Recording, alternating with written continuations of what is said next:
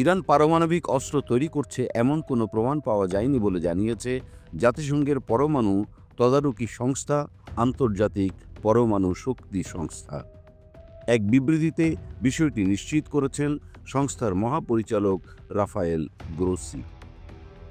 গত কিছুদিন ধরে ইসরায়েল দাবি করে আসছিল যে ইরান গোপনে পরমাণু বোমা তৈরির চেষ্টা করছে এবং সেই অভিযোগের ভিত্তিতে দেশটির বিভিন্ন পরমাণু স্থাপনায় হামলাও চালায়। এমনকি যুক্তরাষ্ট্রের প্রেসিডেন্ট ডোনাল্ড ট্রাম্পও সম্প্রতি দাবি করেন ইরান পারমাণবিক অস্ত্র তৈরির খুব কাছাকাছি অবস্থানে পৌঁছে গেছে। তবে এই দাবির পক্ষে সুস্পষ্ট কোনো প্রমাণ উপস্থাপন করতে পারেনি কেউ। বরং যুক্তরাষ্ট্রের গোয়েন্দা প্রধান তুলসী গেবার্ড এর আগেই জানিয়েছিলেন ইরান পারমাণবিক বোমা বানাচ্ছে এমন কোনো গোয়েন্দা তথ্য আমাদের হাতে নেই।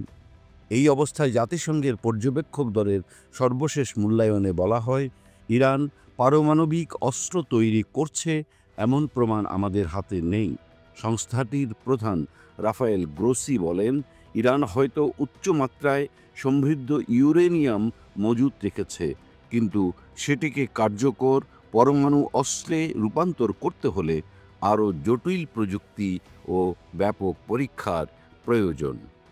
তিনি আরও বলেন, অতীতে কিছু কার্যক্রম ছিল যেগুলো পারমাণবিক অস্ত্র উন্নয়নের সঙ্গে সম্পৃক্ত বলে সন্দেহ করা হতো, কিন্তু বর্তমান সময়ে এমন কোনো উপাদান বা কার্যক্রম পাওয়া যায়নি।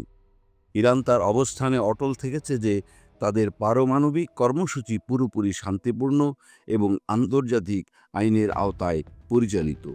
দেশটির উপপররাষ্ট্রমন্ত্রী কাজেম ঘারিবাবাদি হুঁশিয়ারি দিয়ে বলেন, যদি আইএইএ ইরানের পারমাণবিক স্থাপনায় ইসরায়েলের হামলার বিষয়ে কোনো নিন্দা প্রকাশ না করে, তাহলে আমরা সংস্থার সঙ্গে আমাদের সহযোগিতা সীমিত করে দেব।